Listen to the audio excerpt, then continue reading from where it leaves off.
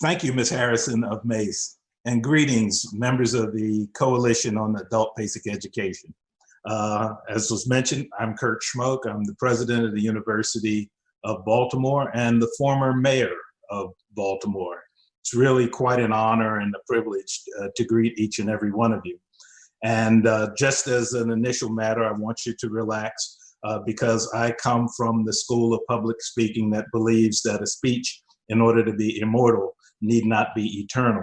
So I will not hold you long, but I wanted to talk about some issues that I think are important, not only to the coalition, but clearly to the citizens of Baltimore.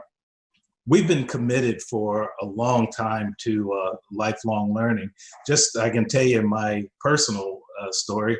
As a student in college, I was able to co-found a childcare center. That center is still in operation now, almost in its 50th year, which lets you know how long it's been since I've been in college.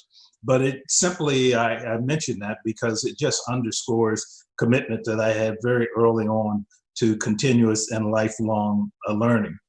Let me tell you also a little bit about UB, University of Baltimore.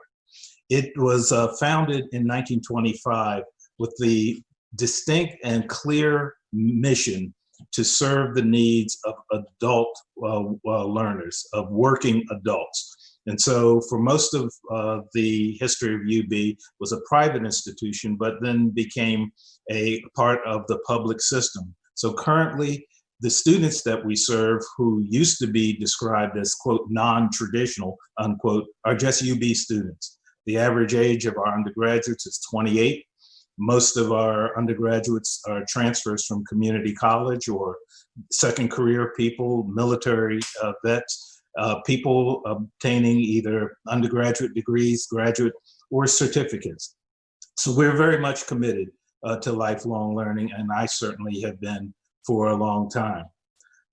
Probably the most relevant reason for my being here today has to do with the record that we established during the time that I was mayor. My students say I was mayor in the last century, but from 1987 to 1999, I was mayor of the city of Baltimore. And I ran on a platform of making Baltimore known as the city that reads. And people ask me, why did I do that? Well, when I graduated high school of Baltimore in 1967, the largest private employer in the city was the Bethlehem Steel Corporation's Sparrows Point plant. By the time I became mayor in 1987, the largest private employer was Johns Hopkins University and Health System. That meant that there were jobs in our community, but they required a different level of education than, let's say, when I graduated from high school. Someone, in fact, could almost drop out of school in the 1960s, go to Sparrows Point plant, and still lead a middle-class life. By the time I became mayor, that person who dropped out of school was looking at a path of almost poverty. So we had to make a commitment. And that long explanation that I gave you about the changing of the economy couldn't go on a bumper sticker, but what could go on was Baltimore, the city that reads.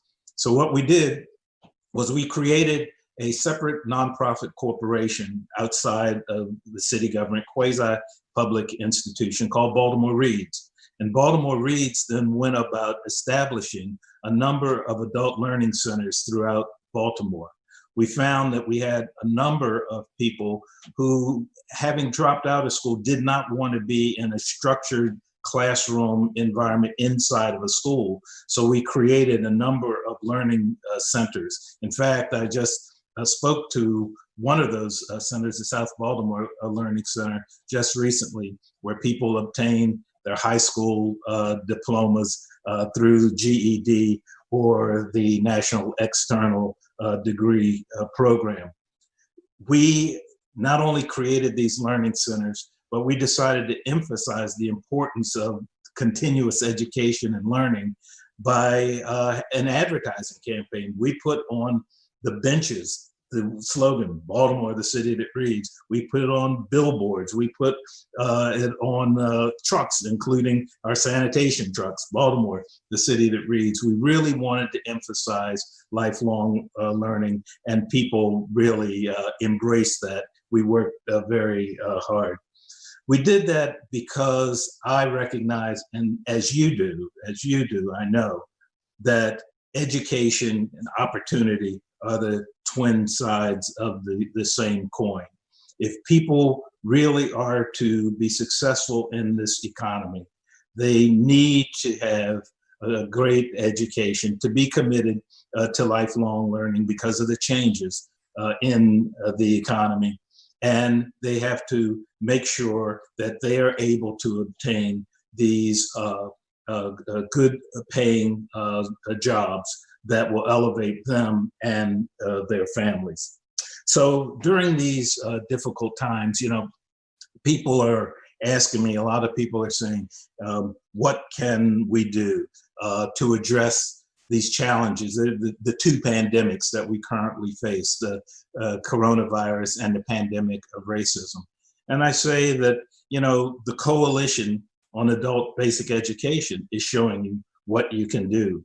You can inspire people to continue their education, to continue learning, to make sure that they are uplifting their skills so that they uplift themselves and their families. So I want to commend you, and simply make sure that I encourage you to continue doing what you're doing. And what you are really doing is inspiring people to be the best that they can be. And that's how, in my view, our country will become the best that it can be. So thank you very much. I hope one of these days I can greet you in Baltimore, but it is my pleasure to welcome you as a great coalition. Thank you all very much.